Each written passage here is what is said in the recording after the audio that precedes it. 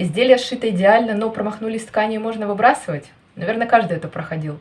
А те, кто изучали материаловедение, знают, что эта вещь нужная, но недостаточная, чтобы избежать ошибок при выборе ткани. Так на что же опереться новичку, чтобы не потратить впустую деньги и время? Я поделюсь своим опытом и наблюдениями. Это канал «Шьем с умом». Меня зовут Александра. Давайте начнем. Так почему теория не помогает на практике? Дело в том, что в наше время искусственных материалов название ткани – вещь почти произвольная. Даже махровые полотенца научились делать из полиэстера так, что я, например, не смогла отличить от хлопка. Что уж тут говорить про шелк и кашемир. Даже когда состав ткани корректный, есть масса других факторов, которые влияют на качество материала. И выходит так, что добросовестность продавца – это единственная гарантия того, что мы вообще в руках держим ткань, а не ее видимость. Поэтому первый шаг при выборе ткани – это выбор магазина. Я свои магазины разделила на 3 группы.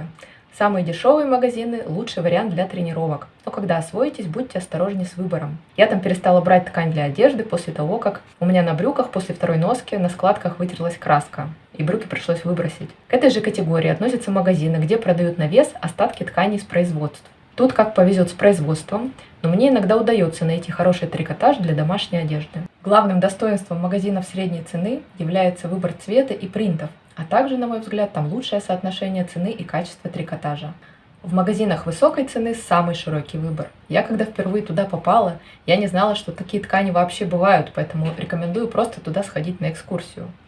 Также там самое лучшее качество. И про себя могу сказать, что после неудачи с брюками подходящую джинсу я нашла только там. Повышение качества пошива невозможно без повышения качества используемых материалов, поэтому не упускайте этот вопрос из виду и будьте внимательны при выборе магазина. Теперь давайте рассмотрим 5 пунктов, о которых нужно помнить при выборе ткани и которые, несмотря на свою простоту, помогут вам избежать самых распространенных ошибок.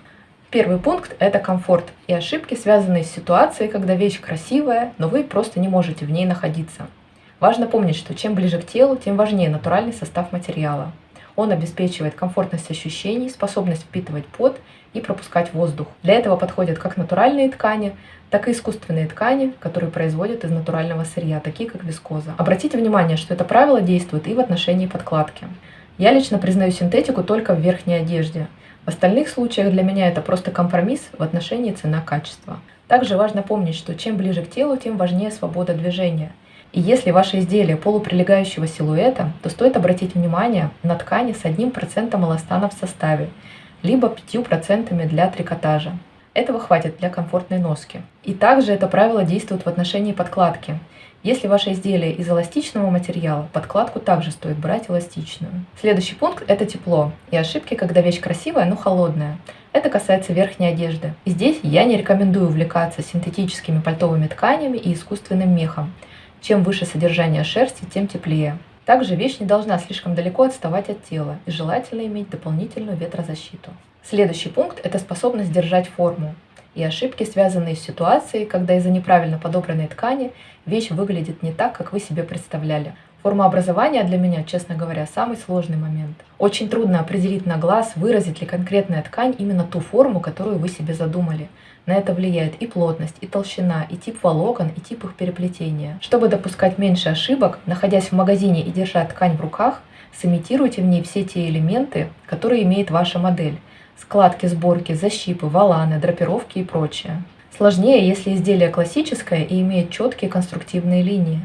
В этом случае не стоит пренебрегать информацией от самого продавца, который, как правило, группирует свои ткани на пальтовые, костюмные, плательные и так далее.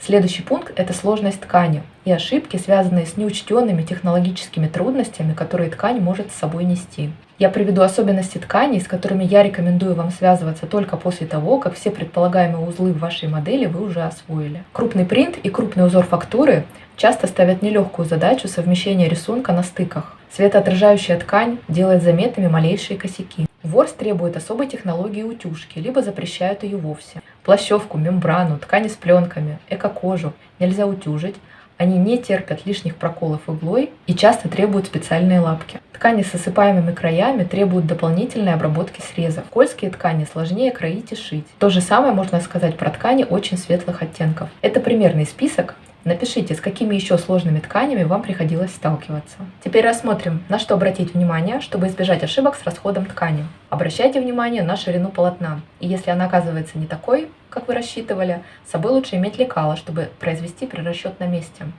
Не забывайте закладывать усадку. Я обычно беру 10%. Если ткань имеет направленный принт или узор фактуры, светоотражение или ворс, имейте в виду при расчете расхода, что лекала будут ориентированы в одном направлении. Если ткань имеет крупный принт или узор фактуры, расход дополнительно нужно увеличить на размер раппорта. Также при расчете расхода не забывайте учитывать все припуски, а в случае с осыпаемыми тканями лучше взять двойную ширину припуска. Правил и предосторожностей много, но разнообразие материалов еще больше, так что ошибки все равно будут. Главное – извлекать из них максимум пользы, а еще не пропускать полезные видео на канале «Шьем с умом». С вами была Александра. Пока-пока!